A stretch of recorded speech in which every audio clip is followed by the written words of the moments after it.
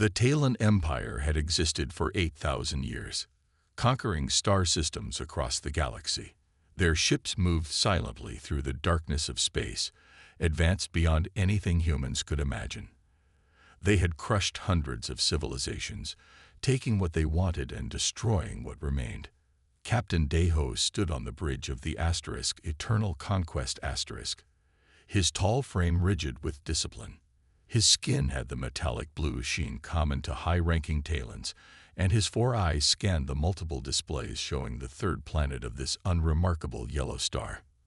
"Magnify Sector 4, he ordered, his voice carrying the distinctive clicking undertone of his species. The screen zoomed in on a blue-green planet with swirling white clouds. Earth, a primitive world the Empire had overlooked until now. "Life signs are abundant," reported Officer Jin, her fingers moving across the control panel. "The dominant species appears to have achieved basic technological development. They use combustion engines, rudimentary electronics, and have minimal space travel capabilities." Daho's upper eyes narrowed while his lower ones continued monitoring the data stream. "Have they detected us?" "Negative, Captain. Our cloaking technology is well beyond their scanning abilities." Deho felt the familiar surge of satisfaction that came before a conquest. Another world to add to the Empire's collection. Another species to subjugate or eliminate. "Prepare a full report for Imperial Center," he ordered. "Include that they haven't even established permanent colonies on their moon. Preliminary assessment suggests minimal resistance capabilities."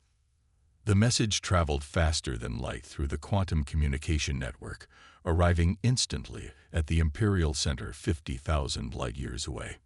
Dr. Ju Park rubbed her tired eyes as she stared at the screen in her small office at the Korea Advanced Institute of Science. For 3 days, she had been tracking unusual patterns in the Deep Space Monitoring Array. Everyone else had dismissed them as equipment malfunctions, but she knew better.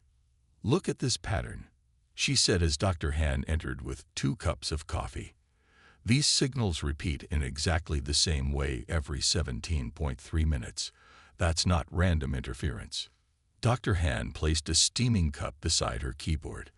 "The director thinks you're chasing ghosts, Juri. He wants the array recalibrated tomorrow." "The array is working perfectly," she insisted, taking a sip of the hot coffee. "These signals are artificial. I'm sure of it." Dr. Han leaned closer to the screen, his skepticism fading as he studied the pattern.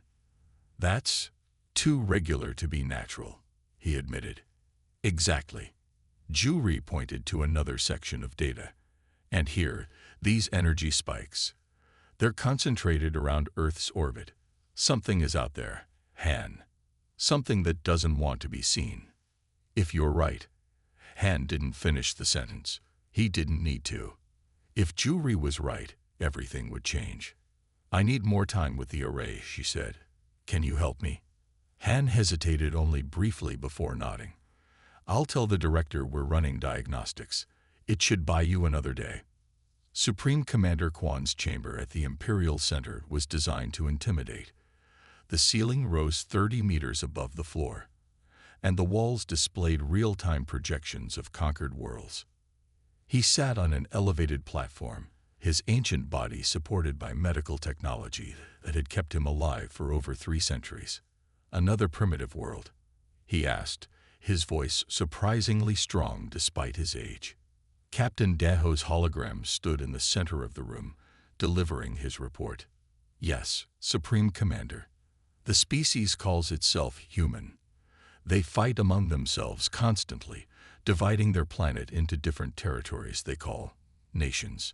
They have nuclear weapons but have only used them twice in their history."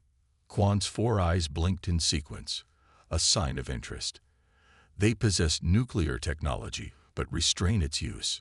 Curious. Their technological development is uneven," Daho continued. "They've created primitive artificial intelligence and have sent basic probes to nearby planets, but still burn fossil fuels for energy. They would be easy to conquer." Kwan tapped his long fingers against the arm of his chair. "Resources. Abundant water, diverse biological specimens, and significant mineral deposits. The planet also has an unusually large moon that would serve as an excellent base of operations. The Supreme Commander considered this information. The Empire always needed new resources to fuel its expansion. Send an exploratory force, he decided. Assess their military capabilities and resource distribution.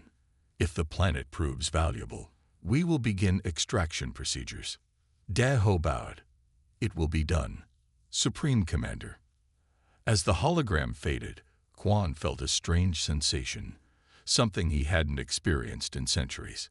A faint uneasiness, like a distant warning. He dismissed it immediately. What could possibly go wrong with conquering such a primitive world? Jure hadn't slept in 36 hours. The patterns were becoming clearer as she refined her analysis. Whatever was causing these signals was massive and in Earth's orbit.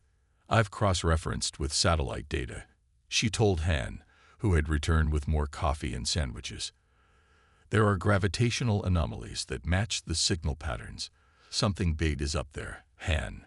Something invisible to our detection systems. Han looked worried. Have you told anyone else? Who would believe me? I need more evidence. She took a bite of sandwich without tasting it. I've requested access to the radio telescope array in Australia. If they approve, I can triangulate the exact position. A notification flashed on her screen. The Australian facility had granted her request. They approved, she exclaimed. I need to set up the parameters immediately. As she worked, entering coordinates and calibration settings, the signal suddenly intensified. That's strange, she murmured, frowning at the screen. The pattern is changing. Han leaned over her shoulder. What does that mean? I don't know. She typed rapidly, adjusting the settings. But whatever's up there, it's doing something different now. On the Eternal Conquest Captain Daho received his new orders with satisfaction. The exploration force would consist of 3 scout ships, each carrying 30 soldiers and 5 scientists. Their mission was to collect specimens, assess military capabilities, and identify key resource locations. Prepare for deployment, he ordered. Scout vessels will use Atmospheric Entry Protocol 7 to avoid detection. Landing zones have been selected in remote areas. Officer Jin coordinated the preparations. The first team will land in a region called Siberia, the second in Amazon Basin, and the third in northern Canada. All areas have minimal human population. Excellent. Daho reviewed the mission parameters. Remind all personnel that this is strictly an information-gathering mission. We observe, collect, and report. No engagement with the natives unless absolutely necessary. As the scout ships prepared to launch, Daho felt a surge of pride.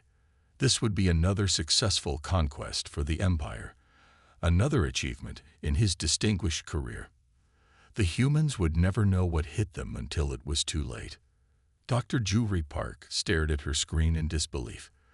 The Australian radio telescope had confirmed her findings and provided new, terrifying information. 3 objects have detached from the main anomaly, she told Han, her voice shaking. They're entering Earth's atmosphere at trajectories designed to minimize detection. Han's face had gone pale. What are you saying, Huey? She looked up at him, her eyes wide with the realization of what she had discovered.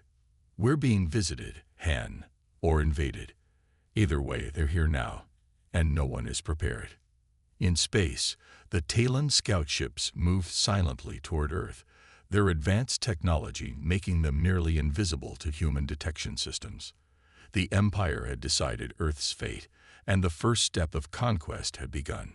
Neither the humans nor the Taalons realized that this first contact would change everything, setting in motion events that would shake the foundations of an 8,000-year-old empire and reveal what happened when an advanced civilization made one fatal mistake: underestimating humanity.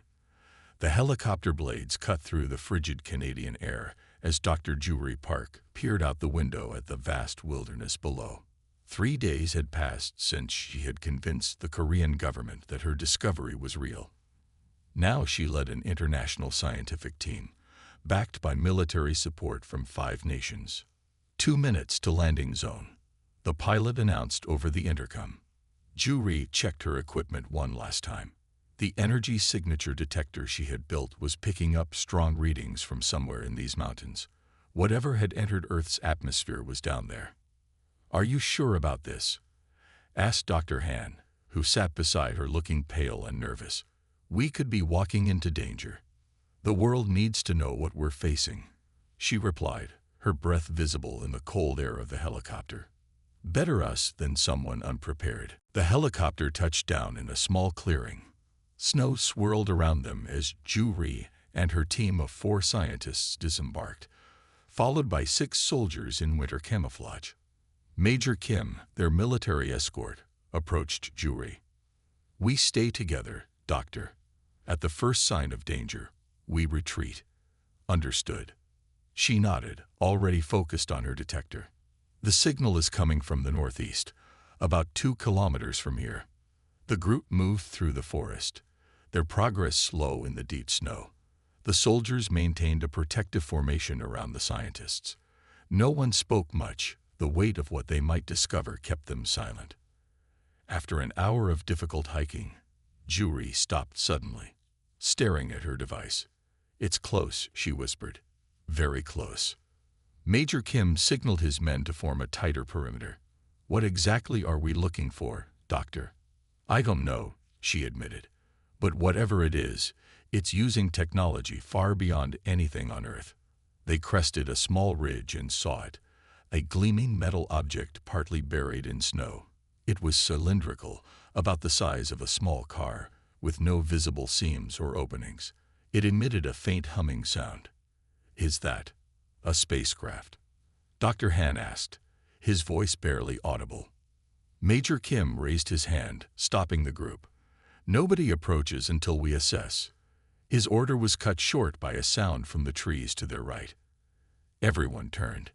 A figure moved through the shadows, tall and strangely proportioned.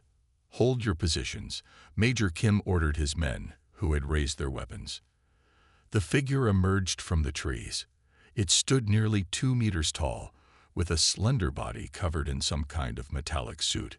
Its head was elongated, with 4 eyes positioned in vertical pairs. It raised a device in what appeared to be its hand. Time seemed to slow.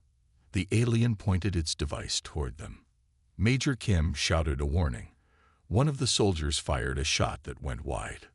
What happened next was chaos. The alien's device emitted a pulse that knocked 2 soldiers off their feet. Another soldier fired again, and this time the shot connected. The alien staggered back, blue liquid seeping from its shoulder. It tried to activate something on its wrist, but Dr. Han, acting on pure instinct, threw a sample container filled with heavy rocks. The container struck the alien's arm, knocking the control panel away. The alien made a high-pitched sound and collapsed in the snow. For several seconds, no one moved. Then Major Kim approached cautiously, weapon raised. "It's down but alive," he reported. Juri stepped forward despite the Major's protests. She stared at the alien creature, scientific curiosity overcoming her fear. "We've made first contact," she whispered. "And first blood." Lieutenant Taalon regained consciousness in a brightly lit room. He was secured to a metal table with restraints his enhanced strength should have easily broken. Yet he couldn't move. Some kind of energy field held him in place. Impossible, he thought. These primitives couldn't have such technology. Humans in protective suits moved around him, taking samples and readings. Their communication sounded like meaningless noise to him despite his translator implant. That too was malfunctioning. Everything was. The mission had gone catastrophically wrong. He had separated from his unit to investigate an unusual mineral deposit when his stealth field generator malfunctioned in the extreme cold.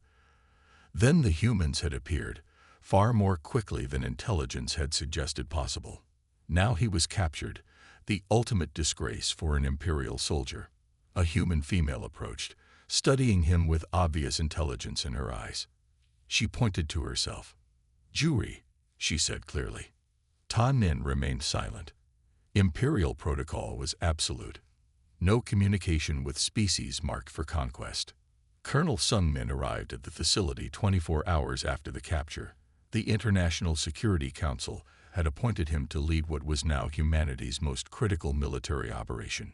Dr. Park met him at the secure entrance. "Colonel, thank you for coming quickly." "The situation demanded it," he replied curtly. "Show me the alien." She led him through multiple security checkpoints to the containment area. Through reinforced glass, they observed the alien strapped to an examination table. "Has it communicated?" Sung Min asked. "No, it refuses all attempts at interaction." "And its technology?" Dr. Park led him to another room where the alien's equipment was being studied. "We've never seen anything like it. The suit alone contains technology centuries beyond our capabilities. It can bend light around itself, essentially invisibility." Some men examined the devices with a soldier's eye. "Weapons?" "Yes." She pointed to a small cylindrical object. "This appears to be some kind of energy projector." "And that?" She indicated a wrist device. "Might be a communication tool." The colonel's expression darkened. "So there are others." "Almost certainly. And they'll come looking for their missing soldier." Dr. Park nodded grimly. Sung Min straightened his back. "I need to inform the Security Council immediately.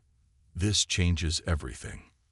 Within hours, representatives from major world powers convened in an emergency virtual meeting. Colonel Sung Min presented what they knew. The alien's physiology suggests it evolved in an environment with lower gravity than Earth. Its technology is centuries, perhaps millennia, beyond ours. But there's something else. He paused.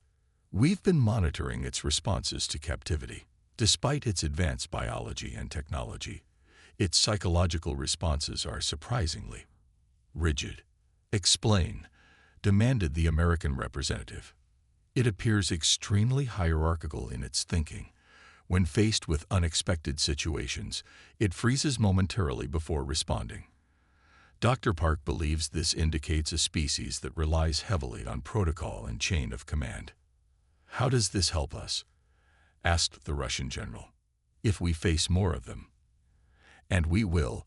Their technological advantage is overwhelming. But they may lack adaptability. That could be our only advantage." Captain Daho stood motionless as the report was delivered. Lieutenant Taalon's biosignature had flatlined briefly before stabilizing at a lower level. His communication implant had gone completely offline. "Impossible," Daho said finally.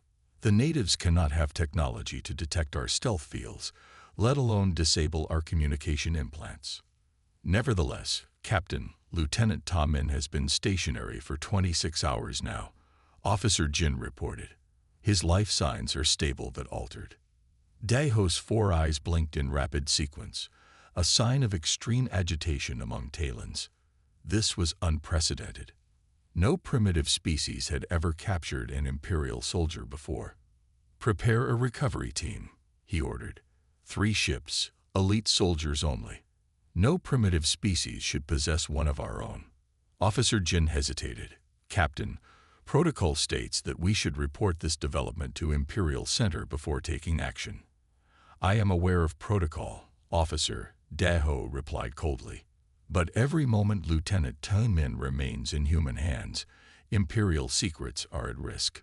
We will recover him, eliminate all witnesses, and then report to Imperial Center." As preparations began for the rescue mission, Daho stared at the holographic image of Earth rotating before him. These humans had surprised him once. It would not happen again. On the planet below, humanity prepared for a threat they barely understood. In secured facilities across the globe, military leaders met, scientists analyzed alien technology, and plans were formed. The first encounter had ended with a captured alien.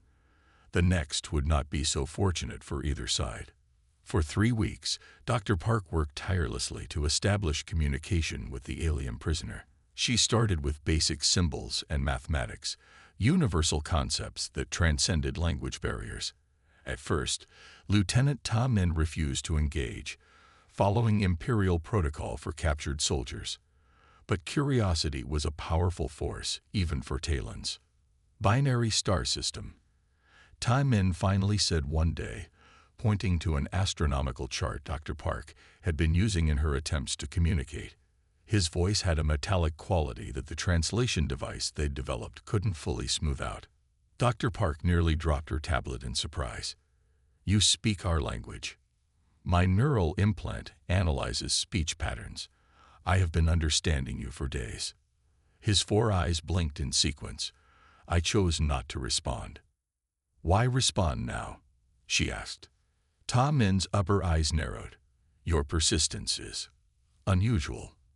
The Empire teaches that lesser species lack true determination." In the observation room behind the one-way glass, Colonel Sung Min leaned forward. "We're making progress," he murmured to his aide. "Record everything." Over the next few days, Dr. Park carefully built rapport with the alien lieutenant. She learned that his species called themselves Taalons, that their empire spanned thousands of light years, and that Earth had been marked for resource extraction, a process that would leave the planet uninhabitable. "Your civilization will be cataloged and preserved in our archives," Ta Min explained with clinical detachment. "Selected specimens of your species will be relocated to biological preserves. It is the way of the Empire." "And if we resist?" Dr. Park asked. "Resistance is," Ta Min paused, searching for the right word, "irrelevant. The Empire has conquered 300 worlds. Some resisted, none succeeded." Dr. Park maintained her composure, though inside she felt cold dread. "I'd like to show you something," she said, activating a screen in the room. "This is our history." Images began to play, documentaries of human warfare through the centuries. Roman legions, Mongol horsemen, medieval knights, colonial conflicts, World War I trenches, World War II devastation. Ta Min watched with increasing attention. "Your species fights itself. With such brutality." "We've been fighting each other since before we had writing," Dr. Park replied. "These are just the conflicts we recorded." The images continued. Nuclear mushroom clouds over Hiroshima and Nagasaki, the Cold War, modern terrorism, urban warfare. "You used nuclear weapons on your own cities." Ta Min's voice contained something new, disbelief. "Yes, and we survived." Ta Min's mandibles clicked rapidly, a sign of agitation. Dr. Park had learned. "How many global wars have you endured?" "2 major ones, countless smaller conflicts." The alien turned all 4 eyes to her. "And your civilization continued." "We endured," she said simply. More footage played. Disaster relief efforts after earthquakes and tsunamis, reconstruction of cities after bombing campaigns, international cooperation during crisis. "You adapt quickly," Ta Min observed, his tone changing from clinical to something like concern. "It's how we've survived." Ta Min fell silent, his alien features unreadable to human eyes. When he finally spoke again, his voice was quieter. "The Empire has miscalculated." Captain Daho reviewed the attack plan one final time. 3 Taalon strike ships would descend on the human city called Seoul, where intelligence indicated Lieutenant Ta Min was being held in an underground facility. The mission was simple: create a diversion with a show of force in the city center, while an extraction team recovered their captured officer. "The humans will panic and flee," he told his commanders. "Their primitive weapons cannot harm our ships. We will demonstrate our superiority and recover Lieutenant Ta Min in one operation." Officer Jin appeared less confident. "Captain, we have limited intelligence on human military capabilities. Perhaps we should conduct more reconnaissance." Their most advanced aircraft use basic jet propulsion. Daho dismissed her concern. "Their missiles are chemically propelled. Nothing that can penetrate our shields." "Yes, Captain." Jin bowed slightly, but her doubts remained visible in her posture. "Launch the operation," Daho ordered. "Show these humans the futility of resistance." Colonel Sung Min was in the middle of debriefing Dr. Park when the alarm sounded. 3 unidentified aircraft have appeared over Seoul," his aide reported breathlessly. They match the design of the alien craft we recovered. They're here for their soldier, some men realized. He turned to Dr. Park. Stay with the prisoner. Learn anything you can. On screens throughout the facility, they watched as the alien ships descended on Seoul. The vessels were beautiful in their terrible way. Sleek, silvery craft that moved with impossible grace. They hovered over the city center, causing immediate panic in the streets. Then they fired. Not at military targets, but at empty parks and the river. Warning shots that created massive explosions but caused no casualties. A message in Korean appeared in the sky, projected somehow from the ships. Surrender the Taalon prisoner. They're being careful not to kill, Dr. Park observed. Why? Resource preservation. Taalon answered from behind her. He had been permitted to watch the screens. The Empire doesn't waste potential assets. Colonel Sungmin activated the facility's secure communication system. Implement Defense Plan Alpha. All units engage. Dr. Park turned to Taalon. What will they do? Standard extraction protocol. Create fear, demonstrate superior power, recover their objective. His voice sounded strained. Your people should surrender. It would be less painful. Outside, the Korean military had mobilized with surprising speed. Rather than attacking the alien ships directly, they followed the emergency protocols developed after the capture of Taalon. Fighter jets launched decoy missiles to test alien defense systems. Ground forces used portable jammers based on technology reversed engineered from Taalon's equipment. The Taalon ships easily destroyed the missiles, but seemed momentarily disoriented by the jammers. One ship wobbled visibly in the air. Taalon's mandibles clicked in surprise. You copied our communication disruption technology so quickly. Dr. Park didn't answer, her eyes fixed on the screens. The tide turned when a squadron of fighters approached the alien ships. Instead of firing missiles, they released clouds of metallic dust, a tactic developed specifically based on analysis of Taalon sensor technology. The dust contained microscopic particles that adhered to the ship's hulls, interfering with their stealth capabilities and sensor arrays. One of the alien ships began to spin erratically. It fired wildly, no longer showing the previous restraint. A blast hit a residential building, causing it to collapse. Taalon made a sound Dr. Park had never heard before, something like a gasp. They're panicking, he said. Taalons don't improvise well under unexpected circumstances. The human forces pressed their advantage. Using a combination of conventional weapons and hastily adapted technology, they managed to force one of the alien ships to crash into the Han River. The others retreated, disappearing into the clouds. Colonel Sungmin's face showed grim satisfaction. First blood to humanity. Taalon stared at the screens, his alien features impossible for humans to read. You don't understand, he said quietly. The Empire will send everything now. Hundreds of ships, millions of soldiers. Then we'll fight them too, Colonel Sungmin replied. Taalon turned to face them fully, his 4 eyes focused intensely. You don't understand what you're facing. The Empire has conquered 300 worlds, but none fought like yours. Your adaptability is terrifying. But the Empire will not accept defeat.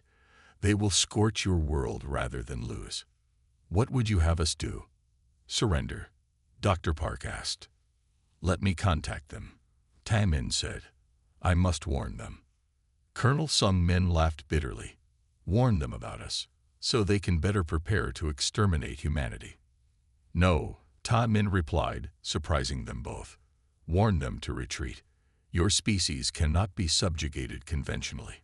The Empire doesn't understand what it's facing. Dr. Park and Colonel Sungmin exchanged shocked glances. Why would you help us? Dr. Park asked.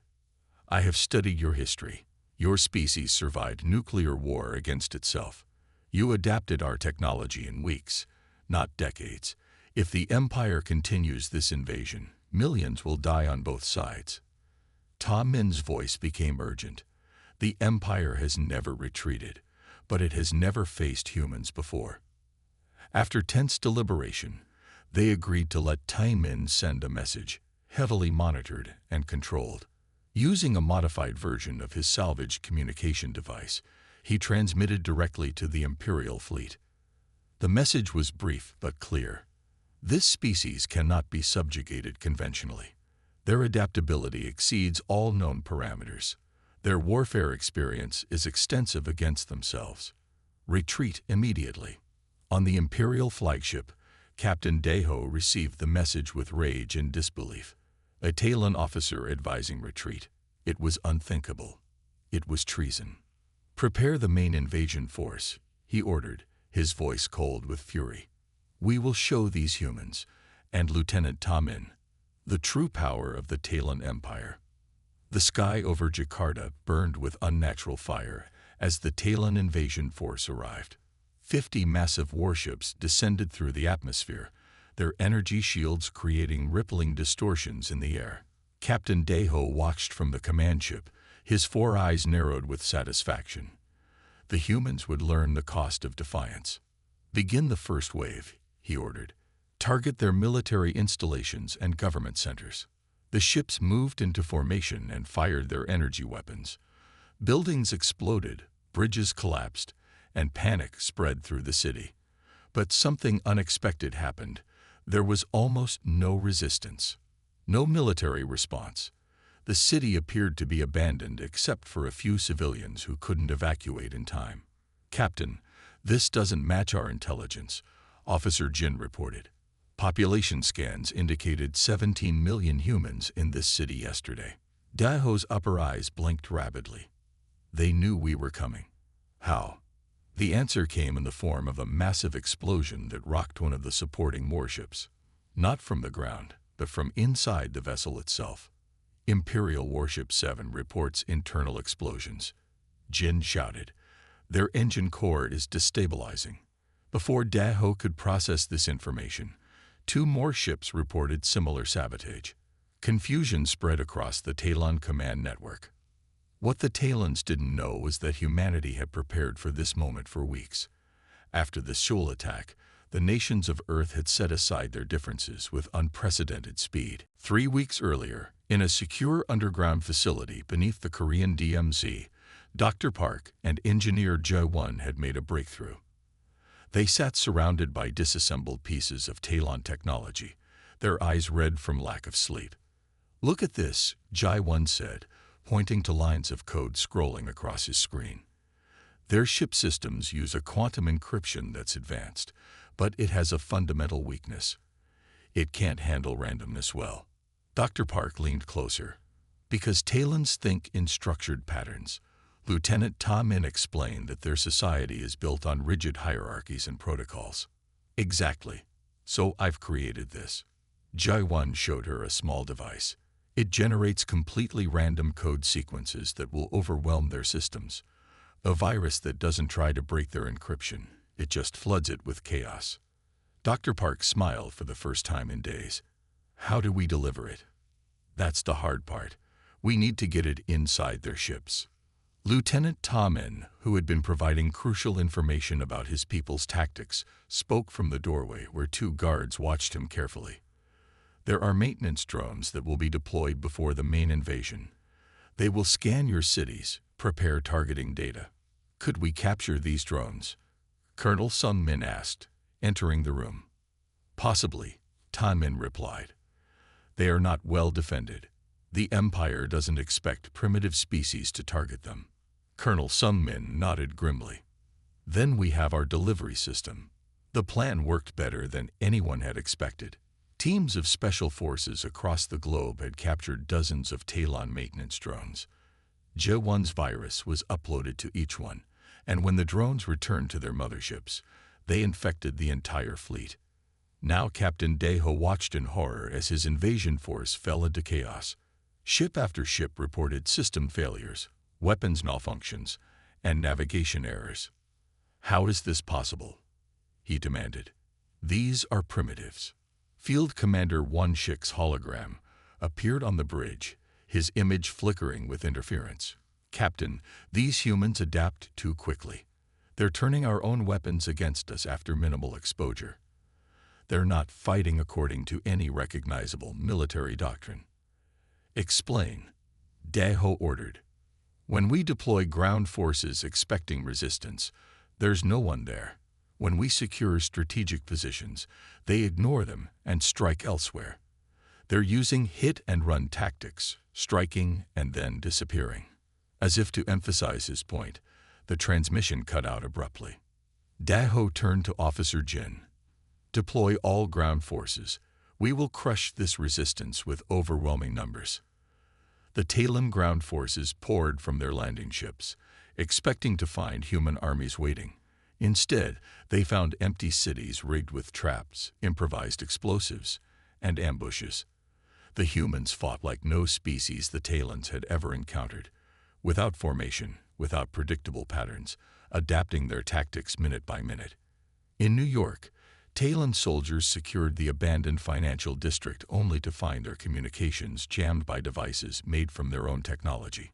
In Moscow, Imperial ground troops were lured into subway tunnels that were then flooded. In Shanghai, civilians used modified farm equipment to disrupt Taalon sensor systems. Field Commander Wanshik led a battalion into what intelligence indicated was a major human military base in the desert of Nevada. They found it completely abandoned, except for thousands of simple robots, each carrying a small device that emitted signals mimicking human life signs. It's a trap. Wanshik realized too late. The robots detonated simultaneously, releasing an electromagnetic pulse that disabled every piece of Taalon equipment in a 50-kilometer radius.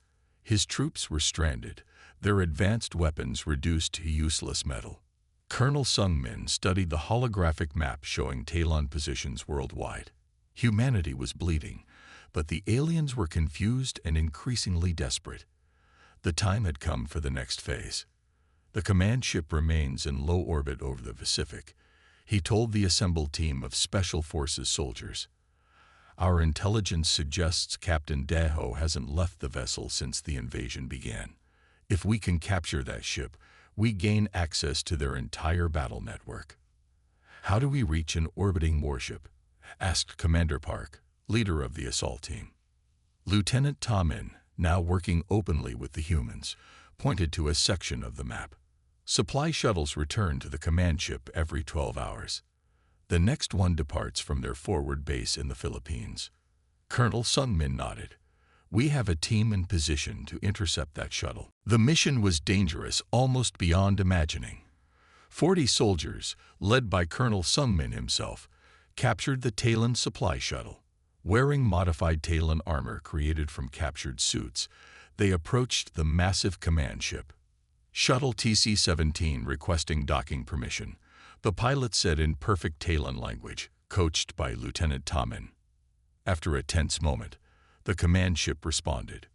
Permission granted. Proceed to Bay 4. The shuttle docked successfully. The human soldiers moved through the ship with practiced precision, following the schematics Taalon had provided. They encountered resistance, but had the advantage of surprise. The Taalons, trained for conventional warfare against inferior species, had never prepared for an enemy boarding their command vessel. Colonel Sung-min led the team to the ship's data core, a massive quantum computer that controlled the entire Taalon battle network. Engineer Jae-won immediately began downloading everything he could while the soldiers established a defensive perimeter. We have minutes before they realize what's happening, Colonel Sung-min warned. Almost there, Jae-won replied, his fingers flying across the alien interface he'd trained on for weeks. Alarms began blaring throughout the ship. Intruder alert. All security personnel to level 7. Time to go, Colonel Sung-min ordered. The team fought their way back to the shuttle bay, suffering casualties but moving with determined speed. They had what they came for: complete access to Taalon battle plans, communication protocols, and technical specifications for their most advanced weapons. As the stolen shuttle detached from the command ship, Captain Daeho arrived on the bridge, his normally composed features contorted with rage. How did primitives board my ship? He demanded. They used our own protocols against us, Officer Jin replied, her voice shaking. They spoke our language, used our access codes. They've taken critical data. Daeho stared at the retreating shuttle, now too far away to recapture. For the first time in his long military career, he felt something unfamiliar. Fear. The data stolen from the command ship proved invaluable. Within days, humanity had developed countermeasures for every Taalon weapon system. The tide of battle shifted dramatically. We've never experienced casualties at this rate, Captain Daeho reported to the Supreme Commander, his hologram kneeling in submission. They learned from every engagement. Our advantage of superior technology is diminishing hourly. Supreme Commander Quan's ancient face showed no emotion. You have failed, Captain. The Empire does not tolerate failure. Supreme Commander, this species is unlike any we have encountered. They adapt, they improvise, they refuse to follow predictable patterns of warfare. Lieutenant Taalon's assessment was correct. They cannot be conquered conventionally. Then we will use unconventional methods, Quan replied coldly. Prepare the planet killer weapon. If we cannot have this world, no one will. Captain Daeho's 4 eyes widened in shock. Supreme Commander, the planet is resource-rich. Destroying it violates our primary directive of expansion. Your concern is noted, Captain. Prepare the weapon. As the transmission ended, Captain Daeho made a decision that would change the course of galactic history. He transmitted the conversation, along with the planet killer weapon specifications, to a frequency he knew the humans were monitoring. On Earth, Colonel Sungmin received the transmission. They're planning to destroy the entire planet, he told the Emergency Council. Dr. Park turned to Lieutenant Taalon. Is this possible?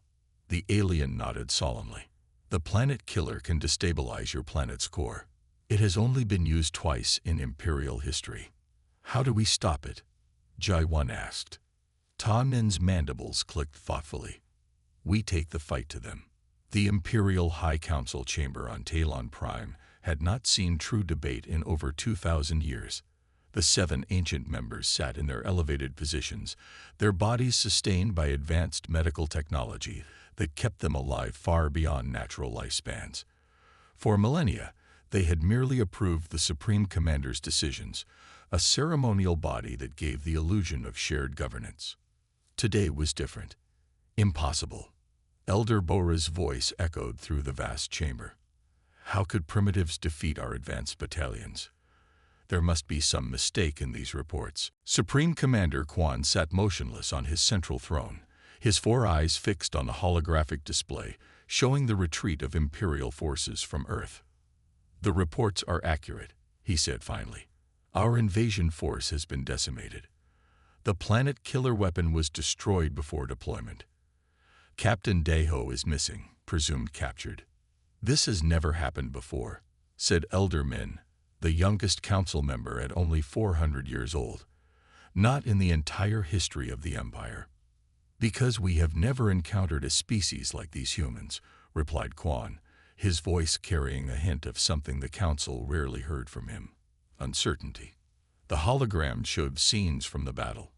Taalon ships falling from the sky, ground forces surrounded and captured, and most disturbing of all, humans using modified Taalon technology against its creators. How did they adapt our technology so quickly? Demanded Bora. It should have taken them decades, not weeks. Their minds work differently, Quan explained.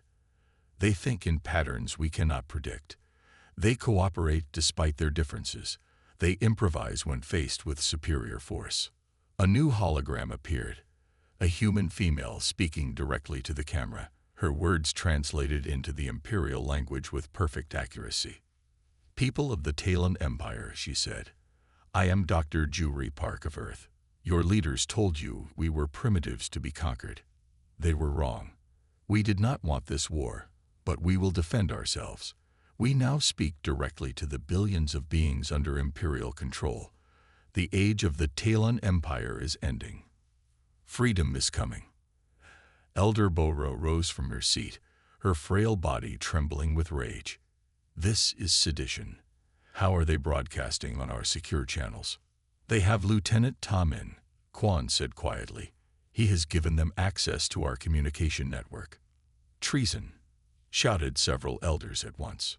Perhaps, Quan replied, or perhaps he saw what we refuse to see, that this enemy cannot be defeated through conventional means. On Earth, humanity worked with single-minded purpose.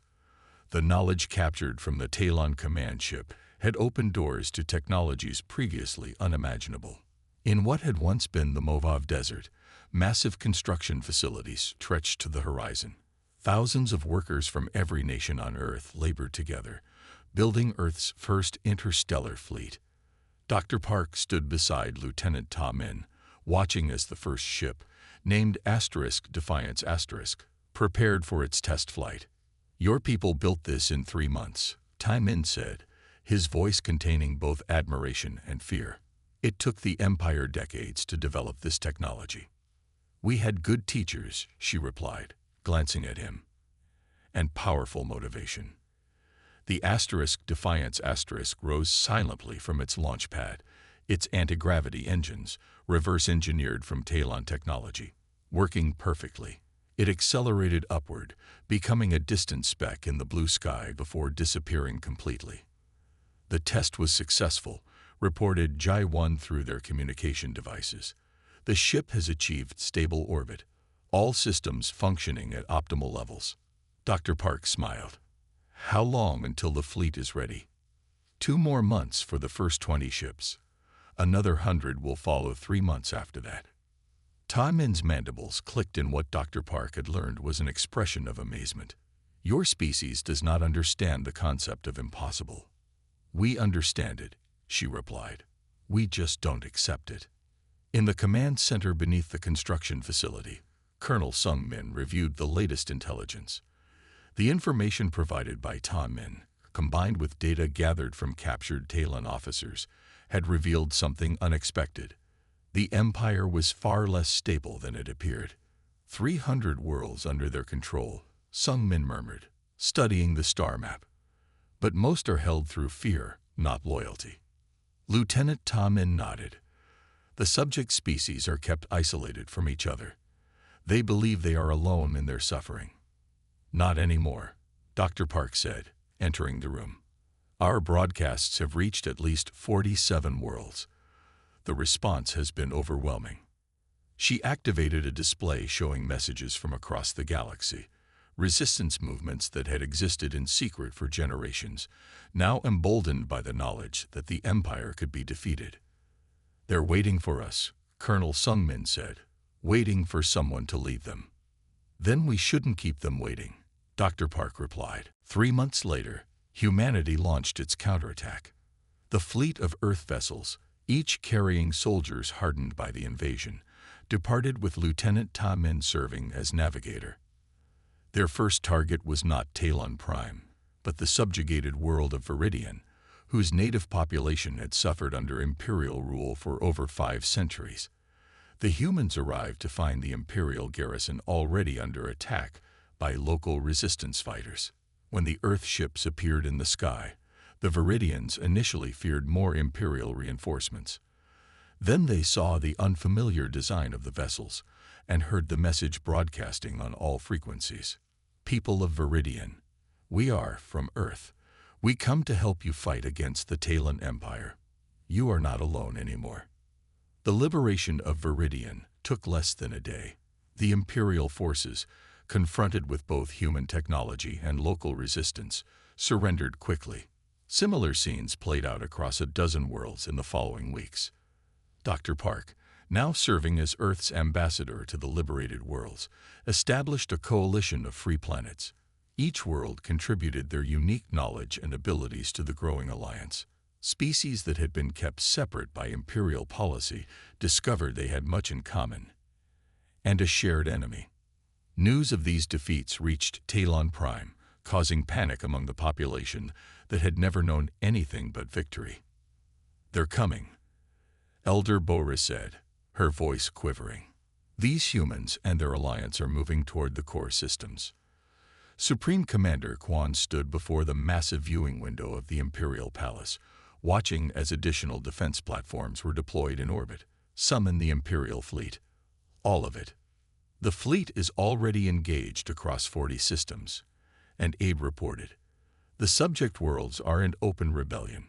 We don't have enough ships to control them and defend the core systems." For the first time in his 300-year life, Quan felt the cold touch of defeat. The empire that had stood for 8 millennia was collapsing in mere months. "Supreme Commander," the aide said hesitantly, "we're receiving a transmission. It's coming from the lead human vessel." The holographic display activated, showing Colonel Sung-min standing on the bridge of the Defiance *. Behind him stood Dr. Park, and most disturbing of all, Lieutenant Taalon. "Supreme Commander Quan," Sung-min began, "your forces have been defeated across 47 worlds. Your subject species have joined our alliance. Your remaining fleets are scattered and in retreat." Quan's 4 eyes narrowed. "What do you want, human? To destroy our homeworld? To enslave our people as we sought to enslave yours?" Dr. Park stepped forward. "No, we didn't start this war. But we will end it. Your empire stops here. The reign of the Taalons over other species is over. You expect me to surrender 8,000 years of imperial history?" Quan asked incredulously. "We expect you to choose between a peaceful transition to a new galactic order or complete defeat," Colonel Sung-min replied. "Our fleet will arrive at Taalon Prime in 6 days.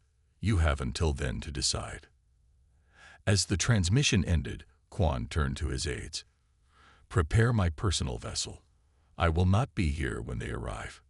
Throughout the Taalon Empire, the message that Lieutenant Taalon had first given spread from planet to planet, whispered among Imperial officers, shouted by resistance fighters, repeated by species long thought beaten into submission. These humans cannot be defeated conventionally. Their adaptability exceeds all known parameters. Their warfare experience is extensive. The once proud Taalon military, the force that had conquered 300 worlds and ruled for 8 millennia, faced an enemy they could not understand, could not predict, and could not defeat. Officers abandoned their posts. Ships fled rather than engage the human fleet. Entire battalions surrendered without firing a shot. And everywhere, the same simple warning spread, striking fear into the hearts of Imperial forces. Run. 6 days later, Earth ships arrived at Taalon Prime to find no resistance. Supreme Commander Quan had fled, along with most of the High Council. The Taalon people, long isolated from the truth by their leaders, watched in stunned silence as human vessels landed in the capital city. Dr. Park, Colonel Sung-min, and Lieutenant Ta-min walked together to the Imperial Palace. The doors opened before them, revealing a single figure waiting within. Elder Min, the youngest council member. "The Empire surrenders," she said simply. "What happens now?" Dr. Park looked around at the opulent palace built from the resources of conquered worlds, then back to the Elder. "Now we build something better. Together." Throughout the galaxy, word spread of the day the mighty Taalon Empire fell, not to a force of greater numbers or more advanced technology, but to a species that refused to accept defeat, that adapted where others would surrender, that united where others would divide. The day the Empire learned to fear humanity.